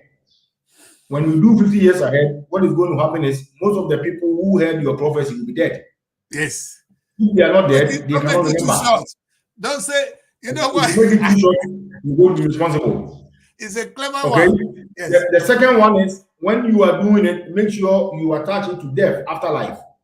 Nobody knows afterlife, so you cannot be responsible for it. This is what we are subject to. If heaven is there, it has nothing to do with the pastor. It has nothing to do with the church. Afterlife. So the pastor is not there going to answer questions. After your life, you don't know where it will be. You stop to you and God, or wherever you are. You will be gone when he's here. What's the question? You can't ask pastor. Yes. So what we need to do, our people, we are not too much up there to tell people to read the Bible. If they want to be Christians, they can be Christians. If they want to be Muslims, they can be Muslims. But they must read their books properly, and reading their books to understand it properly for themselves, to ask questions in what is written. Yes. And in so doing, one thing they must also know is, being a Christian or being a Muslim has nothing to do with your imam, your rabbi, or your pastor. You don't have to be in a building called a church to go to heaven, if there's any heaven. You don't have to. You do not have to be in it. You do not have to. The Bible is there. If you're saying God has not appointed anybody. yes, You don't have to. if there is heaven at all, if heaven is not here now, Richard, I think there's heaven, but heaven is here now. Some people are living. Have you looked at what some people live? The heaven narrative I am mentioning is the one they mention as in when you are dead. That's what I said, if it's there or not. That's Because according to if someone is promising Jewish something prophet. after your death. That's the Jewish prophet. You know, that's the clever Jewish man. He was no more here. Elijah, where is Elijah today? All the prophecy of Elijah has said it. You see, the prophecy was talking about now. If someone is giving you a promise, if someone is giving you a promise after your death, you should be afraid of the person. You should be afraid because if you don't get it when you die, how are you going to come back to question the person? Are you going to ask him? Why is he going to be accountable for this? Yes. Exactly. Because you cannot come back. You see what the trick is? It's a very decent trick. You only have to think and ask questions before you can ask yourself. I'm not being blasphemous for asking these questions. I'm only asking common sense. It's not, Richard. Common sense that's a difficult part of our life. God giving wisdom. Richard, we are gonna die, and we know that. So that is fact. And now, do not tell me of my life after death. Tell me of my life now, because heaven is here now. If you say it's not, go and look at where Tinubu is. Look at where I sleep. Tinubu have everything. I don't. It's not heaven and earth. How did they describe heaven for you? You know, this morning, one of my girlfriend showed me one heaven. You know, it was on her phone. If you see the heaven, my God, Richard, it's so. I said, will you throw that thing off my side? It's gold.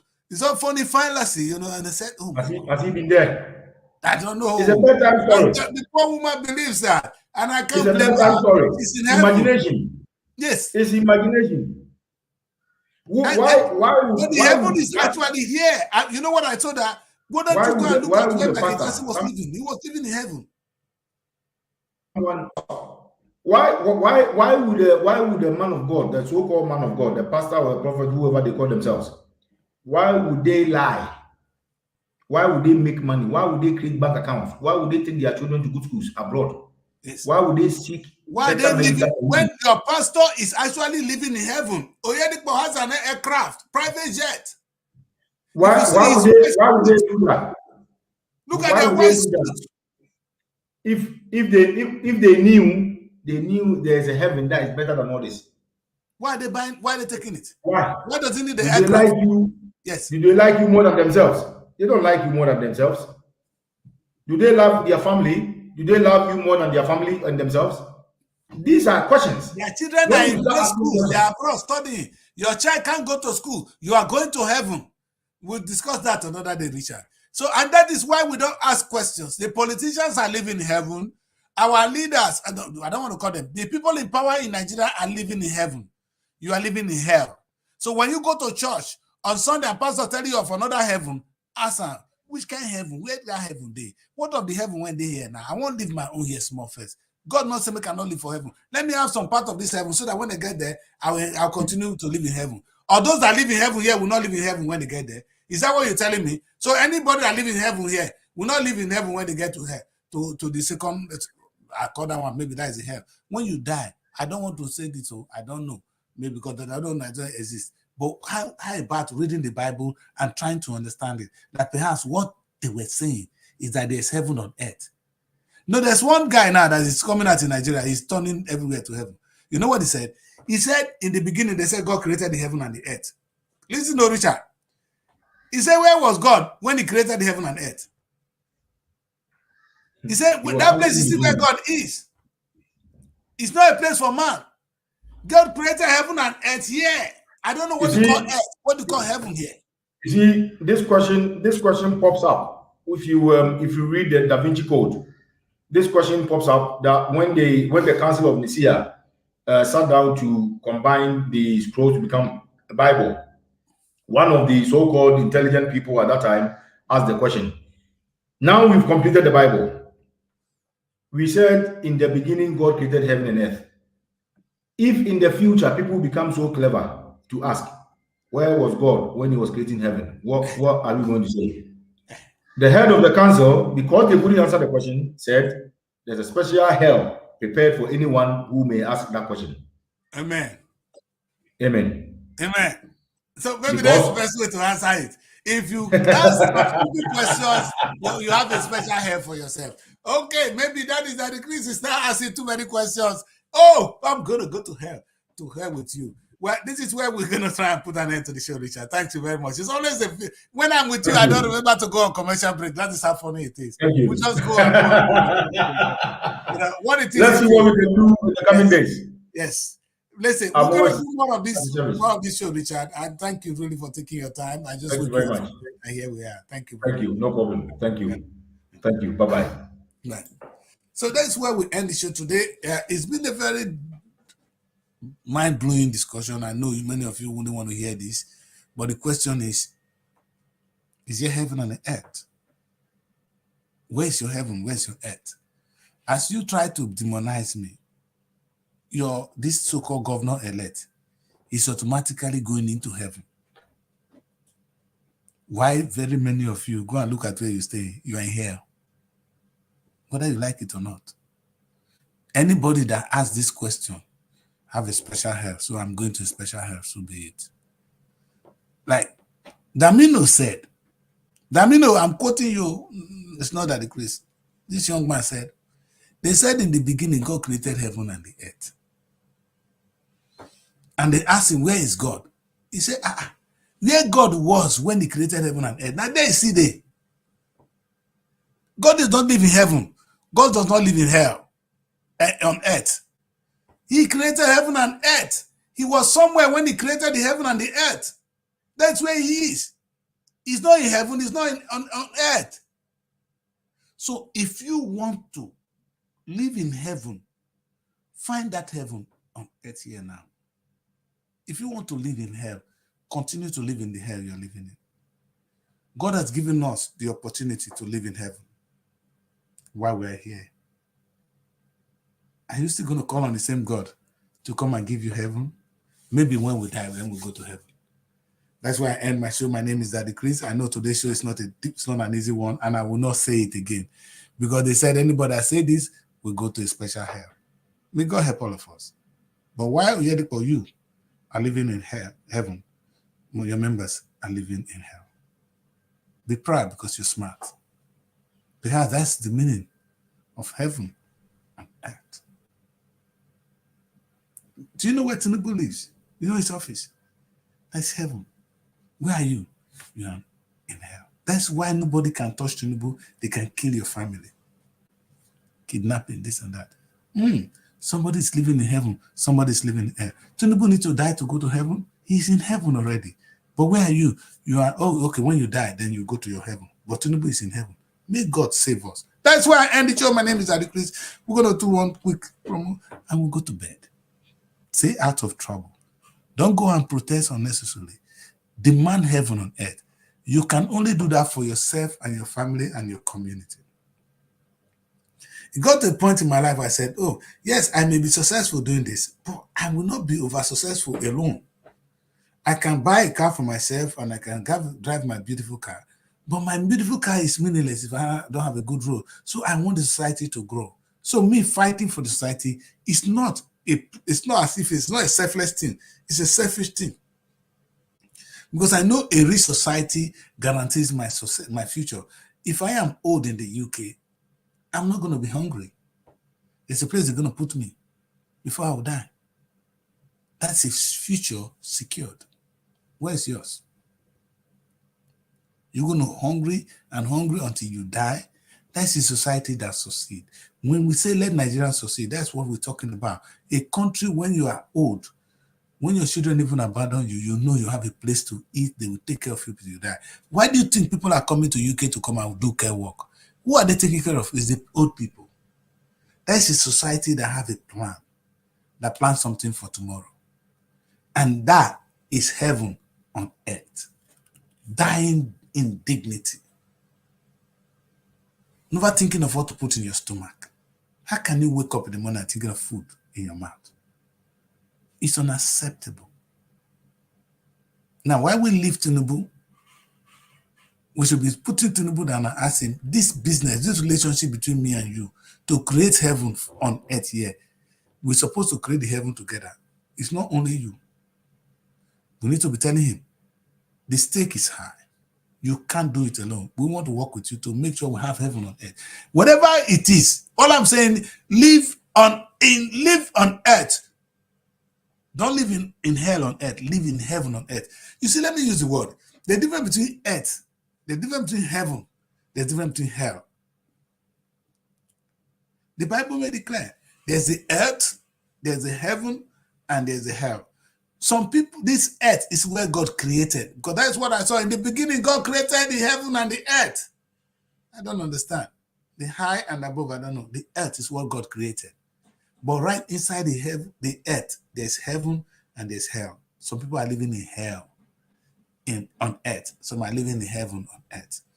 I cannot prove that. So let me keep quiet. Thank you very much for joining me. I won't say this again, so don't worry. This will not scare you from watching my show again.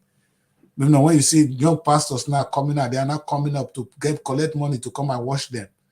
When they preach, you're gonna be healed. God is gonna give you one thing that He has not given to you. When you know it's not gonna happen, you're hungry, man. Like I said, let me say this.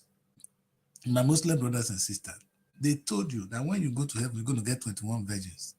21. When you die, so you throw yourself, you kill yourself.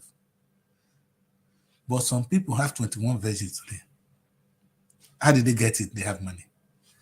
Make money and marry your 21 virgins on it. Find your sanctuary in the heart of the city. Live the life you deserve in an exquisite apartment. Srtv Luxury Shortlet Apartment, Lagos, is a place where your comfort is rest assured. Welcome to Srtv Shortlet Apartment, part of the prestigious Srtv Real Estate family. Why choose us?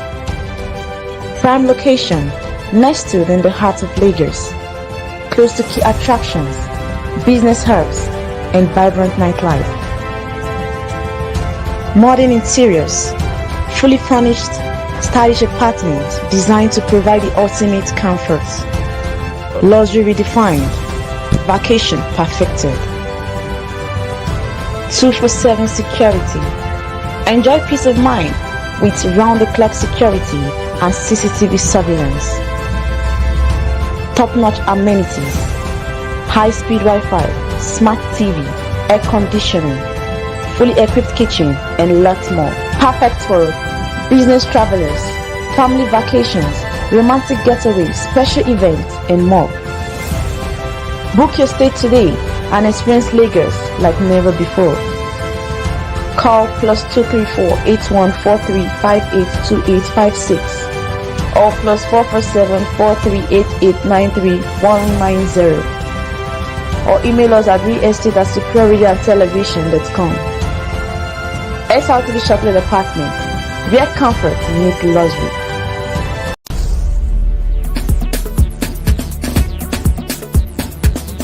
Srtv.